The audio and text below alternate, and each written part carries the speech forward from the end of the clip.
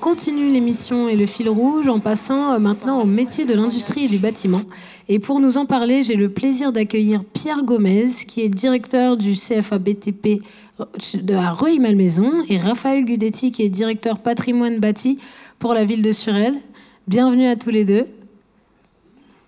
Merci d'avoir accepté de nouveau de venir dans Chope ton taf. Écoutez, merci de nous inviter, de mettre à l'honneur le CFA des métiers du bâtiment de Rueil. Avec plaisir, enchanté aussi Raphaël. Alors, on ne s'est pas vu à l'émission dernière, mais on va parler aujourd'hui des métiers de l'industrie et du bâtiment. Vous le savez, on est dans la séquence des métiers en tension, notamment avec le constat que les métiers sont parfois en tension parce qu'ils ont des préjugés et notamment parfois des conditions de travail difficiles.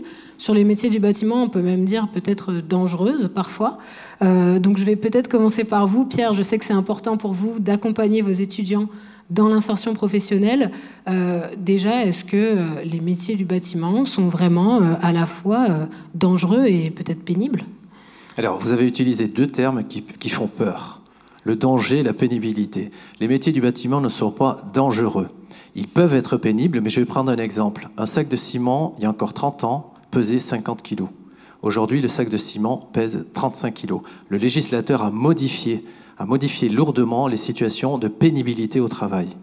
Donc, il y a une quarantaine d'années, il y a une cinquantaine d'années, les images, si nous regardons les images passées, effectivement, nous pouvons signaler que nous étions dans des métiers dits pénibles. Aujourd'hui, cette pénibilité a fortement diminué. Et on le constate aujourd'hui dans l'ensemble des chantiers, que ce soit des chantiers artisanaux ou des chantiers industriels, où l'activité professionnelle est en lien avec le physique.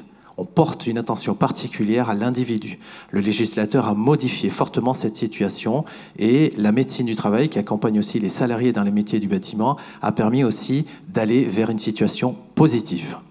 D'accord, donc on peut les considérer comme pénibles, mais effectivement de moins en moins pénibles, de plus en plus de conditions de travail améliorées pour faire en sorte que physiquement, et c'est vrai que quand on parle de pénibilité, on pense à cet aspect physique des métiers du bâtiment, ce soit amélioré. Alors, et si je peux me permettre de rajouter, conditions de travail accessibles, que ce soit aux hommes et aux femmes. Oui. Voilà. Qui était aussi un sujet. Absolument. Rappelez-vous, l'année dernière, on l'avait évoqué, ce sont des métiers qui ont su s'adapter.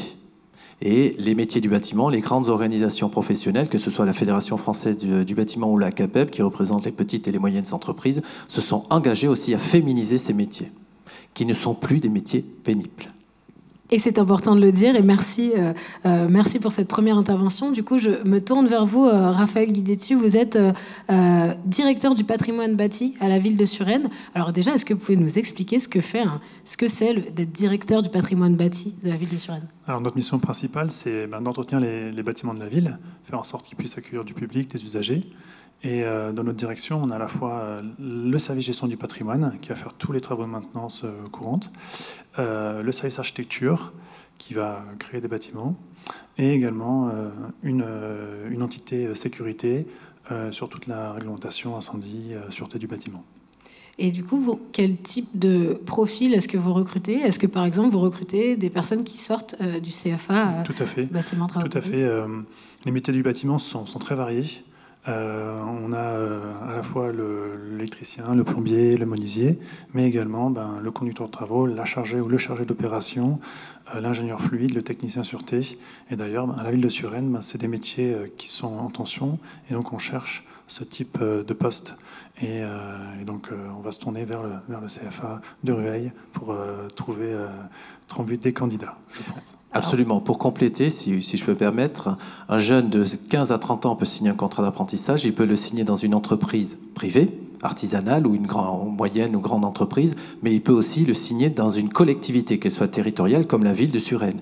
Et justement, monsieur va recruter l'année prochaine un plombier et un électricien. Voilà. Donc si des jeunes Suresnois, des jeunes de Suresnes veulent se former au sein de la collectivité territoriale de Suresnes, ils peuvent être formés au CFA des métiers du bâtiment de Rueil. Alors, du coup, la question à tous les deux, peut-être pas au même niveau, parce que vous allez recruter des personnes qui n'ont pas encore de compétences techniques et vous cherchez des personnes qui ont des compétences techniques. Comment on fait venir ces jeunes sur ces métiers de l'industrie et du bâtiment, surtout s'ils ne sont pas dans un entourage qui connaît forcément ces métiers ? Écoutez, déjà par l'apprentissage. C'est le meilleur moyen, je pense. Et puis, je sais pas. Alors, si je vais compléter. Un contrat d'apprentissage peut être signé entre 15 et 30 ans. Donc ça concerne une tranche d'âge relativement importante. Un collégien qui souhaite devenir plombier ou électricien peut toquer à la porte d'un centre de formation d'apprentis pour signer un contrat d'apprentissage. Et les CFA sont là, pas uniquement celui de Rueil, mais tous les CFA sont là pour les accompagner vers l'insertion professionnelle, vers l'emploi. Nous avons dans les CFA de plus en plus de jeunes qui ont des âges différents. C'est-à-dire au CFA de Rueil, nous accueillons 152 jeunes qui préparent un CAP. Sur ces 152, nous en avons 78 qui ont déjà un bac plus. Donc nous avons de plus en plus de jeunes qui ont fait des études supérieures et qui reviennent ou qui viennent préparer une formation complète et méthodique sur les métiers du bâtiment. Donc à tout âge, à tout niveau de compétence, à tout niveau de diplôme, on peut se former via un contrat d'apprentissage. Et donc, ce que je comprends, et notamment par rapport à votre réponse sur l'apprentissage, c'est que l'idée, c'est qu'aujourd'hui, un jeune peut venir vous voir en disant « moi, j'aimerais bien faire ça au sein de la ville de Suresnes, mais j'ai besoin de formation ». Et donc, du coup, un peu d'anticiper les besoins, parce que la formation en apprentissage, on n'est pas effectif tout de suite, en fait. Tout à fait, mais on n'a pas besoin d'avoir un apprentissage. On a aussi des métiers où on peut rentrer directement dans la fonction publique. Je pense qu'on a des postes de livreurs déménageurs. Il faut avoir une bonne condition physique. Mais ensuite, avec les cycles de formation qui sont proposés par les collectivités, on peut évoluer et on peut prendre connaissance des différents métiers de la fonction publique et ensuite s'orienter si on n'a pas pu le faire avant.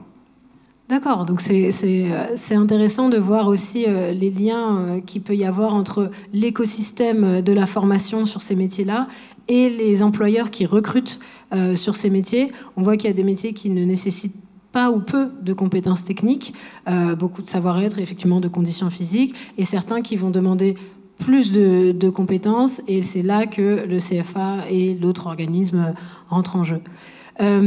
Peut-être une question commune aussi. Qu'est-ce que vous diriez aux jeunes qui nous regardent aujourd'hui et qui se posent la question, qui ont peut-être cet ancien préjugé des métiers de l'industrie du bâtiment un peu pénibles? Qu'est-ce que vous aimeriez leur dire et quels conseils vous aimeriez leur donner? D'aller toquer aux portes des entreprises, tout simplement. Si le jeune est sous statut scolaire, il peut faire un stage, que ce soit au collège ou au lycée. Il a le droit de demander à son principal, son proviseur, de passer quelques jours en entreprise. Une convention de stage est signée, ça lui permet justement d'être inséré. Et pendant cette période-là, il va observer, il va analyser. Le chef d'entreprise va l'observer et l'analyser. Et cette période peut-être déclenchera aussi la signature d'un contrat d'apprentissage. Le contrat d'apprentissage, il faut que ça matche entre deux personnes, un jeune et son chef d'entreprise. Un jeune, une collectivité que vous représentez aujourd'hui. Voilà, c'est la rencontre entre deux personnes. Et cette période de stage, justement, qui dure 3, 4, 5 jours, permet de s'observer, permet de se regarder et permet d'analyser non pas les compétences, puisqu'on n'a pas de compétences quand on est jeune et quand on fait un stage, mais permet de mesurer le b.a.-ba, l'assiduité, le fait d'arriver à l'heure, d'être présent, d'être ponctuel, d'être souriant. Il faut que votre image, quand vous êtes en stage ou quand vous signez un contrat d'apprentissage, il faut que votre image que vous reflétiez soit le reflet intérieur de ce que vous êtes. Et à partir de là, c'est gagnant-gagnant. Gagnant pour l'entreprise et gagnant pour le jeune. Merci beaucoup. Donc, du coup, osez aller toquer aux portes et puis tester, en fait. Testons et allons à la rencontre, justement, dans cette relation employeur et apprenti. Et pour vous, Raphaël, les conseils ? Pareil, qui viennent nous voir, qu'on leur montre nos métiers, la richesse des possibilités qui est offerte. Et concrètement, c'est sur le site de la ville de Suresnes qu'on peut trouver ces métiers Oui, tout à fait. Sur le portail de la ville de Suresnes, on a toutes les offres d'emploi qui sont disponibles, et dont celles que j'ai évoquées, donc le chargé d'opération, le plombier, l'électricien, le technicien contrôle d'accès. Voilà, tous ces postes sont visibles et sont à pourvoir. Sachez aussi que les métiers du bâtiment recrutent. Les chefs d'entreprise ont besoin de main-d'œuvre. Nous sommes dans une situation de plein emploi et aujourd'hui, nous avons déjà, à ce jour, 80 chefs d'entreprise, 80 annonces d'offres de contrats d'apprentissage pour l'année prochaine. Donc si vous êtes intéressé, n'hésitez pas, venez au CFA des métiers du bâtiment, 35 rue du Marquis de Coriolis à Rueil-Malmaison, à 2 pas d'ici, ou toquez à notre porte, appelez-nous, ou alors venez visiter notre site internet et nous vous accueillerons avec le sourire pour vous former, pour pouvoir vous insérer dans notre belle société. Eh ben, le message est passé. Merci beaucoup. Merci à vous. Merci à tous les deux. Et j'espère que ça en aura inspiré pour venir toquer à notre porte. De toute façon, ils viendront en disant « J'ai regardé Chope ton taf, je vous ai vu et j'ai envie d'y aller ». Merci à vous. Je vous souhaite une belle après-midi. Merci. Merci d'être venu sur le plateau. Au revoir.